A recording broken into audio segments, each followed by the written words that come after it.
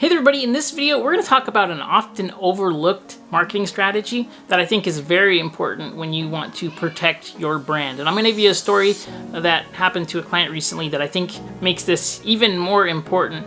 So if you're looking to grow your brand or your business and you want to protect that brand, this is going to be a helpful video for you. So let's jump into today's video. My name is Brandon Brashears. I create daily digital marketing videos. So if you're looking to grow your brand or your business with digital marketing, be sure to subscribe. Hit that bell notification so that you don't miss a video. I make daily videos here, so be sure to subscribe. If you have any questions, comment down below with your questions. Always happy to help. So let's talk about protecting your brand, specifically with domains. Now, domains are extremely important in my opinion because they're what helps to create your brand. A lot of people don't think that domains matter very much in terms of SEO and technical things like that. But from a branding perspective and also from a type-in traffic perspective, I've seen a lot of large brands, especially if they have the .net or the .org, lose traffic. I think one of the most classic examples of a big brand not thinking that the .com mattered was Overstock.com. They used to be Overstock.com. They bought the domain o.co for, I think, over $1 million. I'm not sure what it was, but they bought that domain, they transferred it over, and it was a massive flop.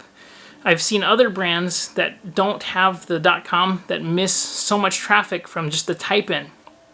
Brands are it's very, very important to have that .com. It's just the standard, and as much as we like to think that the .com doesn't matter for apps or for SEO and other things, it absolutely does matter.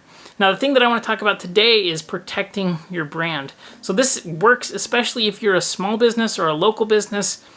Having a brand that is a domain name that's very easy to type in, that's easy to be memorable, that makes sense, that usually has geography based in it, is very, very important. So I'm going to tell you a quick story here. There's a veterinary practice that I work with, and they have a domain that is geographically based. It's not the name of their practice.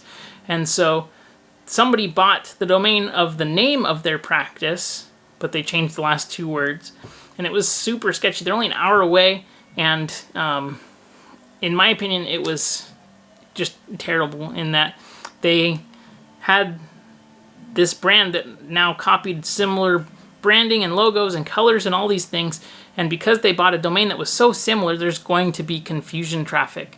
So if you have a business and there's domains available, so let's say, for example, I know that the domain that I bought recently was AlisoviejoAnimalHospital.com.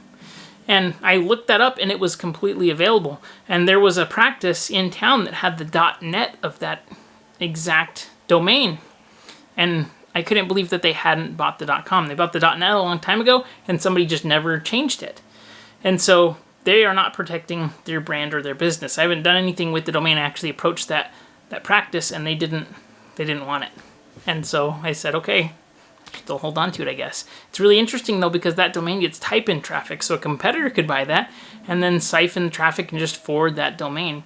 So think about, for your brand or your business, what are the local search terms that are common? I think that if you're a plumber and you get your town name plumber.com, that's helpful. It helps to also weed out competition who could buy that domain, brand it, make it super solid, and get a lot of the local search traffic that's happening.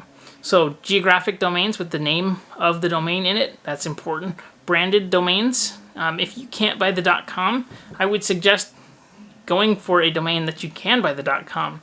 You will lose traffic for the .net and the .com if you don't have the .com. So make sure that you buy the .com. Going after exotic domain extensions like .blog, .xyz, .marketing, all of these other things, I think that they're kind of cool in that they look cool on a business card or something, but somebody's not going to remember to go to maverick.marketing. They'll go to maverickmarketing.com. You're just going to miss out on traffic.